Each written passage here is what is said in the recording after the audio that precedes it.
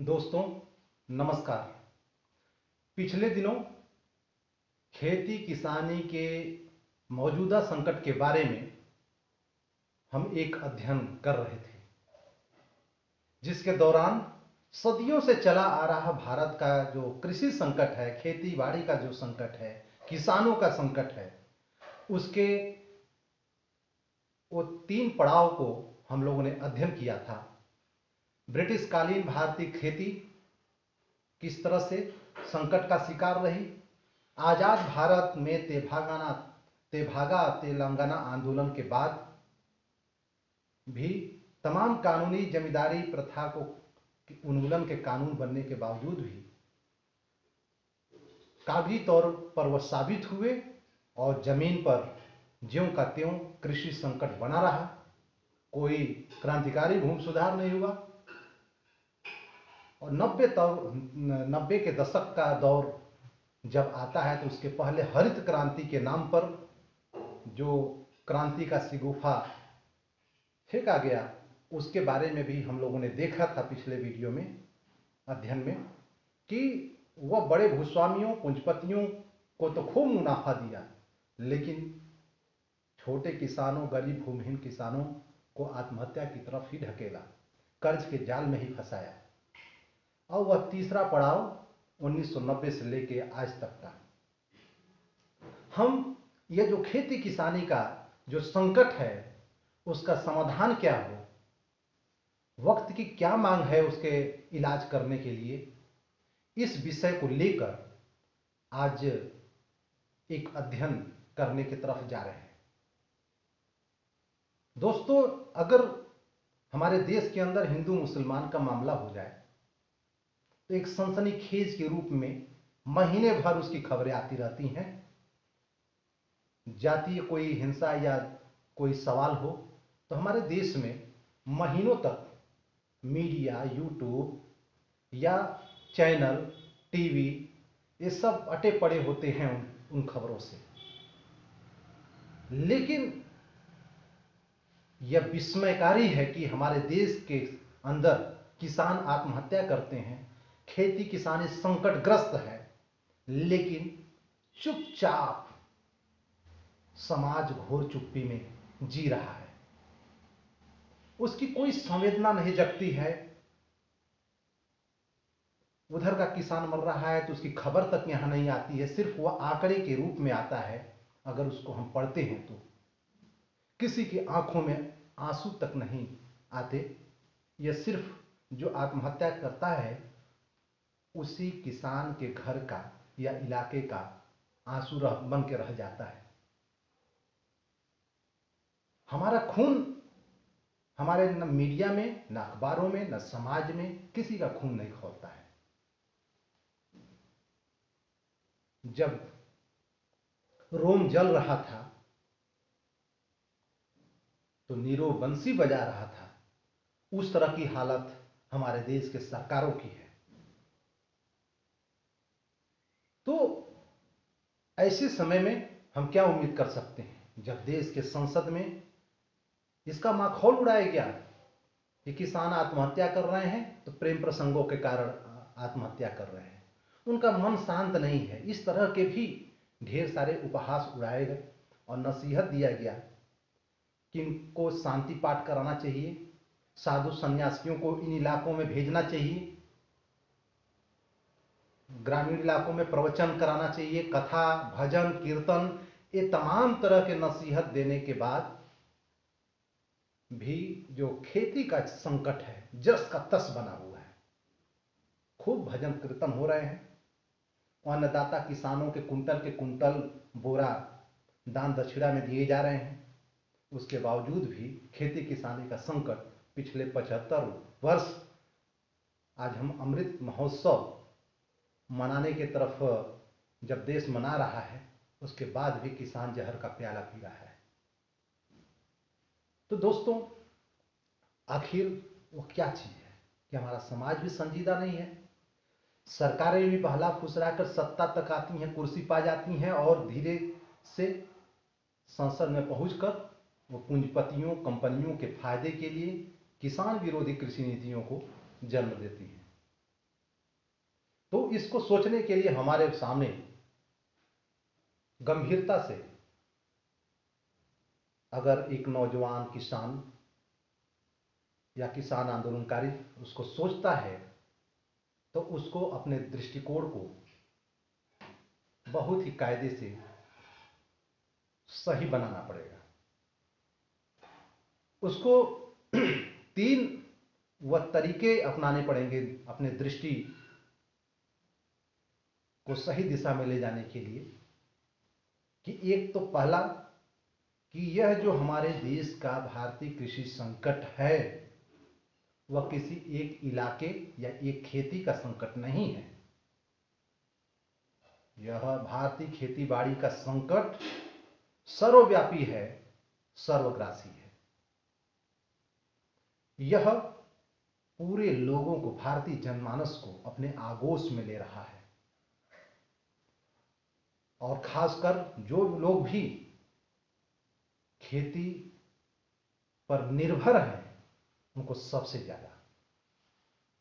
इसलिए हम इस संकट के समाधान के लिए सिर्फ केवल अलग थलग रह के नहीं, टुकड़ों टुकड़ों में बांट करके नहीं, हमको समाधान के तरीकों को या समस्या को पहले समझना होगा और इस रूप में समझना होगा कि यह समस्या सिर्फ अपना नहीं, सिर्फ अपने इलाके का नहीं है, या अपनी फसल का समस्या नहीं है। यह समस्या आम बन चुकी है और आम समस्या में खास भी हैं।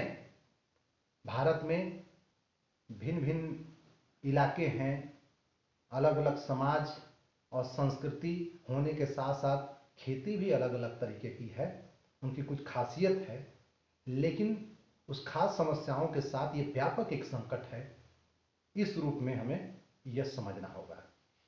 ठीक उस डॉक्टर की तरह से जैसे डॉक्टर इलाज करते वक्त तमाम अंगों के साथ शरीर का इलाज करता है, तो जैसे शरीर के साथ पूरे तमाम अंग जुड़े होते हैं, वैसे सारी समस्याएं जुड़ी हैं।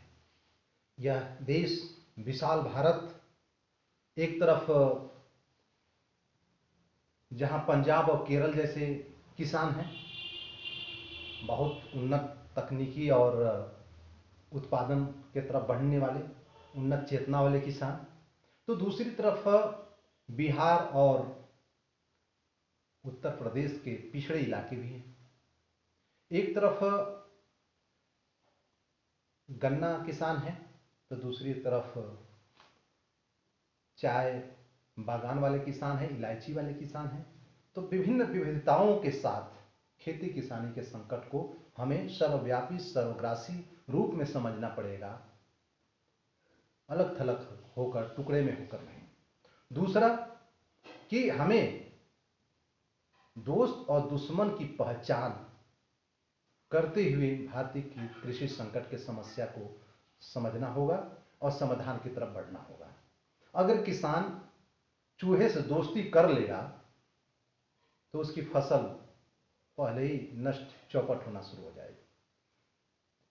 हमारे देश का किसान चूहे से तो सावधान है, लेकिन बड़ी कंपनियों, सरमाएदारों या पूंजीवादी पार्टियों से गच्चा खा जाता है। जाति धर्म की राजनीति करने वाले नेताओं से वह गच्चा खा जाता है।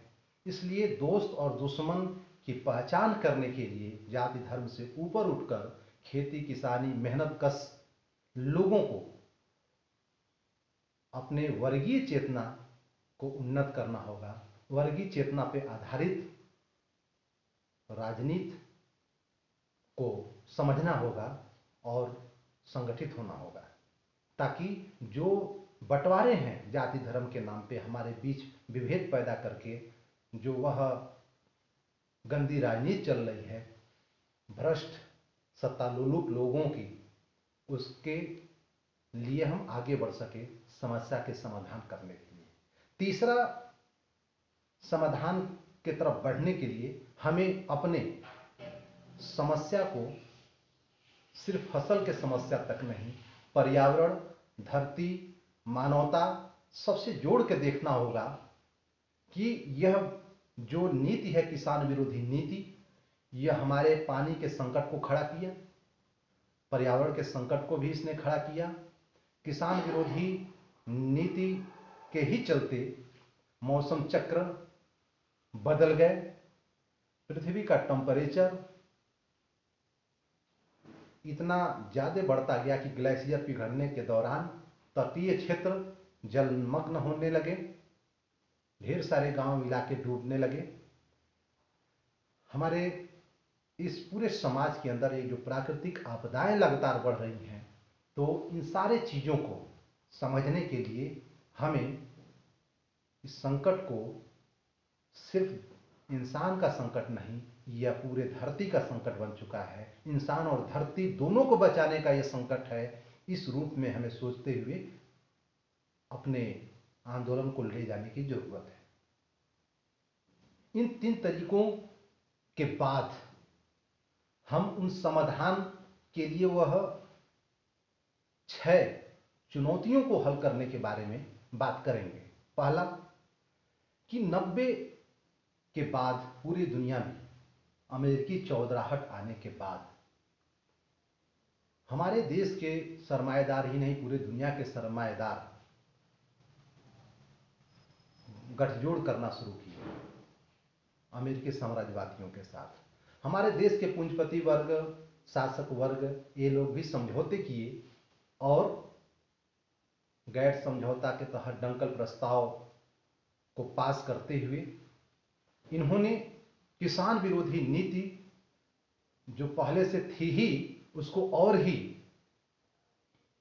एक तो करेला वो भी नीम पर चढ़ा वाला हाल कर दिया। किसान विरोधी नीतियों का नतीजा था कि हमारे देश में ठेका खेती, कारपोरेट खेती के तरफ सारी नीतियां बनने लगी। हमारे खेती को उधर ले जाने के लिए सरकारें जी जान से लग गई। जो कृषि उत्पाद होते थे जिस पर मात्रात्मक रक्षात्मक प्रतिबंध होते थे आयात करने के मामले में, उन पर से प्रतिबंध हटा दिए गए। 4,500 से ऊपर जो कृषि उत्पाद थे उन पर से प्रतिबंध हटाने के बावजूद बाजार में हमारे वो सस्ते रेट पे आए और हमारे देश के किसान और संकट में फंसते गए। सब्सिडी जो खेती में था, हमारे लागत में जो मिलता था वो लगातार घटाया गया और एक अनुमान है कि हमारे देश में जो खेती में सब्सिडी है कितनी कम होती गई। यह अभी 10-15 साल पहले का आंकड़ा है कि किसानों को दी जाने वाली सब्सिडी की जो मात्रा, जहां जापान को 22.5% मिलता था, अधिकतर यूरोपीय देशों में 39% सब्सिडी मिलती है, चीन 34%, अमेरिका 29%, पाकिस्तान 26%, वहीं भारत को मात्र 3% सब्सिडी दी जाती है। यानी कि सब्सिडी उसके बाद लगातार घटती ही गई। उसके बाद भी हम लोग देखते हैं कि हमारे देश के अंदर जो कृषि उत्पाद में जो सब्सिडी के जरिए या कर्जा देकर जो भी लाभ मिलता है, तो यह कृषि जो बड़े व्यापारी हैं या कंपनी हैं वो उससे खूब फायदा कमाए और 90% जो असली किसान हैं, छोटे किसान हैं, सीमांत किसान हैं, वह बर्बादी की कगार पे गए। और 90 के बाद जो नौ उदारवादी नीतियां थीं, जिसे ग्लोबलाइजेशन, भूमंडलीकरण, उदारीकरण, निजीकरण के रूप में जाना जाता है, उन नीतियों का नतीजा का फायदा खेती के जो व्यापारी, एक उदाहरण से देखा जा सकता है कि कैसे कि नौ उदारवादी नीतियों का भारतीय खेती के व्यापार में अमित शाह का बेटा, जो उसका टर्नओवर था कृषि उत्पाद के व्यापार में, वो 1600 गुना बढ़ गया। तो हमें ये नौ उदारवादी जो किसान विरोधी नीतियां हैं, इसके खात्मे के लिए चलना होगा अगर समस्या का समाधान चाहते हैं तो। दूसरा, हमारे देश के अंदर जो छोटी जोत का सवाल है, छोटी खेती का सवाल है, सीमांत किसानों का सवाल है, छोटी खेत लगातार बढ़ती ही जा रही है। लेकिन वहीं जापान जैसे देश आज़ादी के समय में छोटी खेती होने के बावजूद भी टेक्निक्स पर लगातार काम करके और जो कृषि प्रसंस्करण उद्योग है उसको गांव में ले जाकर उत्पादन बढ़ाए और किसानों को खुशहाल करने की तरफ ले गए। लेकिन हमारे देश के अंदर इसके उलट तकनीकी के लिए विदेशियों पर निर्भरता का रास्ता अपनाया गया। दूसरी तरफ उसकी और भी ज़्यादा बुनियादी जो चीज़ थी कि समाज में छोटी जोत वाले वे किसान थे जो असली किसान थे, और जो परजीवी किसान थे उनके हाथों में खेती संकेंद्रित थी। अगर कानूनी तौर पे छोटी खेती करने वाले किसान या गरीब भूमिहीनों को गरीब किसानों को अगर खेती बांटी भी गई तो बंजर जमीन दी गई, बेकार अनुपजाऊ जमीन दी गई जो किसी काम लायक नहीं थी, और एक फ्रॉड किया गया। तो हमारे देश के अंदर आज भी एबव 70% से ज्यादा किसान या तो वह छोटी जोत वाले हैं या तो गरीब भूमिहीन किसान हैं। यानी छोटी जोत वाले जिसको 2 एकड़ से हम कम खेती वाले मान रहे हैं, ऐसे किसानों की संख्या और भूमिहीन किसानों की संख्या मिलाकर करीब 86% माना जा रहा है। तो एक खेती में इतनी गैर बराबरी और छोटी जोत वाला होना, दूसरी तरफ पिछड़ी खेती होना, ये नतीजा क्या हुआ कि हमारे देश के अंदर वह जो श्रम करने की ताकत थी उसका भरपूर इस्तेमाल करने लायक काम नहीं होना, और अगर वो काम भी करते हैं तो उससे परिवार चलाने लायक पैसा न मिलना, उनकी ज़रूरतें पूरी नहीं हो सकती उस काम से या उस पैसे से, इस तरह की स्थिति बनी रही। नतीजा क्या हुआ कि हमारे देश का किसान अपने गांव को छोड़ने के लिए मजबूर हुआ, उन शहरों में जाकर नरकीय जीवन जीते हुए मजदूरी करने के लिए। और कोरोना के संकट में उन मजदूरों की स्थिति आप जानते हैं, जिसको याद करके दिल बैठने लगता है। तो हमारे देश के अंदर जो भूमि सुधार का काम नहीं हुआ, भूमि का सुधार का अगर कार्यक्रम सरकार ने क्रांतिकारी तरीके से किया होता, बेईमानी नहीं की होती, क्योंकि शासक वर्ग में वे लोग शामिल थे, तो हमारे देश के किसानों को 3.5 एकड़ हर किसान को जमीन उपलब्ध हो सकता था। अब निश्चित तौर पे स्थितियां आज बहुत बदल चुकी हैं। आज उस सवाल को हम उस तरीके से नहीं ले सकते हैं। कुछ इलाकों में जमीनें बटी भी, तो हमारे देश में कहीं जमीन वितरण के कार्यक्रम अभी बाकी हैं, और कहीं छोटी जोत वाले किसान हैं, जैसे अभी पूर्वी उत्तर प्रदेश में जब हम लोग हैं, तो जमीन अगर उनको नहीं बांटा जा रहा है तो उसके अलावा उन छोटी जोत के किसानों की संख्या, क्योंकि यहाँ बड़े जमींदार नहीं हैं, तो उनको सामूहिक खेती की तरफ ले जाकर हम समाधान की तरफ एक रास्ता देखते हैं। ये दोनों रास्तों को हमको अपनाना पड़ेगा। तीसरा, समस्या के समाधान करने के लिए हमें भारतीय समाज में जो किसान विरोधी सामाजिक ढांचा बना हुआ है, इतना भेदभाव, इतना अधिक गैर बराबरी, जाति के आधार पे, धर्म के आधार पे, महिला पुरुष के आधार पे, एक पूरी राजनीति, संस्कृति, सामाजिक नीति चल रही है। ये सामाजिक सांस्कृतिक तौर पे जो यह गैर बराबरी है, ये पूरा किसान विरोधी है। 70% जो निहायत गरीब लोग हैं, तंग लोग हैं, तमाम घोर गरीबी में जीने वाले लोग हैं, तो वह 70% SC ST OBC, महिला, आदिवासी, ऐसे लोग हैं। तो इस सामाजिक जो ढांचा है, इसको तोड़कर, किसान विरोधी जो सामाजिक ढांचे को तोड़कर किसान मजदूर पक्षधर, एक जन पक्षधर लोकतांत्रिक सामाजिक ढांचा बनाने की जरूरत है। चौथा, जब हम समाधान की तरफ बढ़ते हैं तो हम देखते हैं कि कृषि कर्ज जो मिलते हैं उसका लगभग 70% वह व्यापारी, बड़े व्यापारी और पूंजीपतियों के तरफ मोड़ दिया जाता है।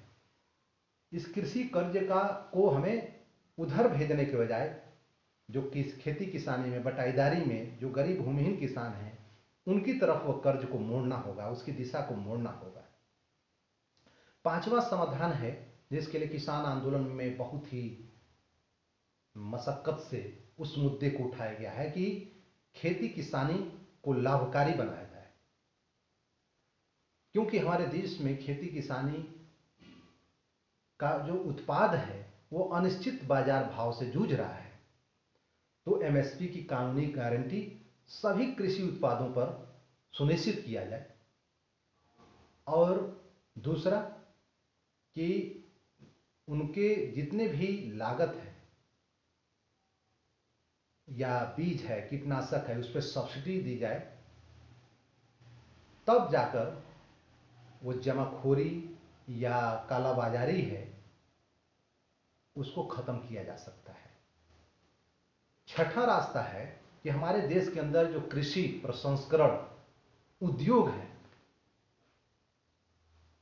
उसमें हमारे देश का किसान कच्चा माल उत्पादन करने वाला मजदूर की तरह से बन चुका है, जो बड़े व्यापारियों और फैक्ट्रियों के लिए वो कच्चा माल देता है।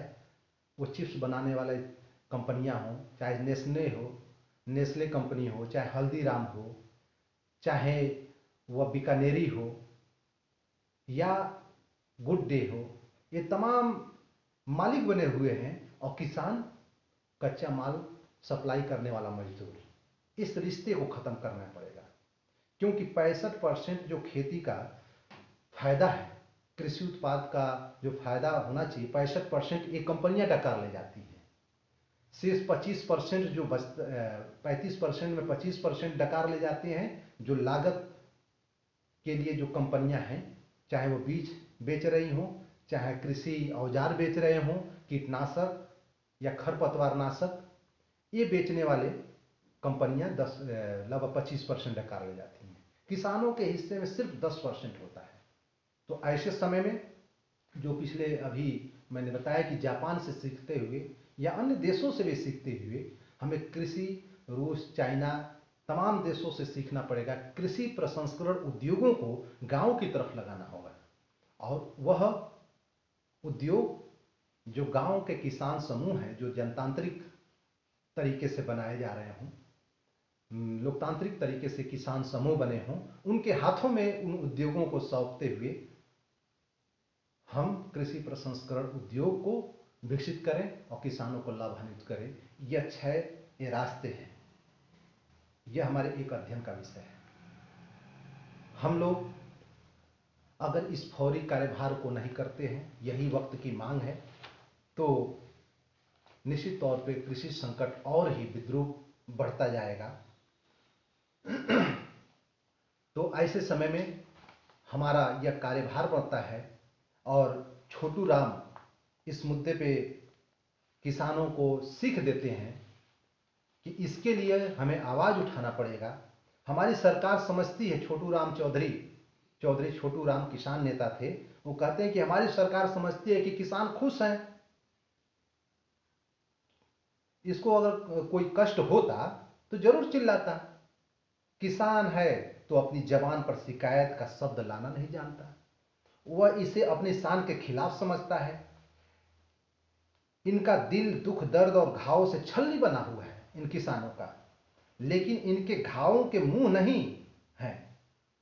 इनके घावों के मुंह नहीं है, और मुंह अगर है भी तो जबान नहीं है। जिस दिन इन घावों का मुंह खुल जाएगा, पैदा हो जाएगा और मुंह में जबान हो गई, उस दिन किसान की आह और पुकार से जमीन लरजने लगेगी, आसमान कांप उठेगा। जो सरकार इस समय अपने अज्ञान की वजह से सुख की नींद सोई हुई है, या उसकी नींद हराम हो जाएगी। तो दोस्तों, इस एक कोटेशन से आप समझ सकते हैं कि हमें बोलना पड़ेगा, इन समस्याओं को उठाना पड़ेगा। इसके लिए हमें प्रयास करना पड़ेगा, ये दृष्टिकोण को सही करना पड़ेगा। और इसके बारे में आप कमेंट लिखकर सुझाव भेज सकते हैं कि और भी क्या समाधान के तरीके हो सकते हैं। जय किसान, जय हिंदुस्तान।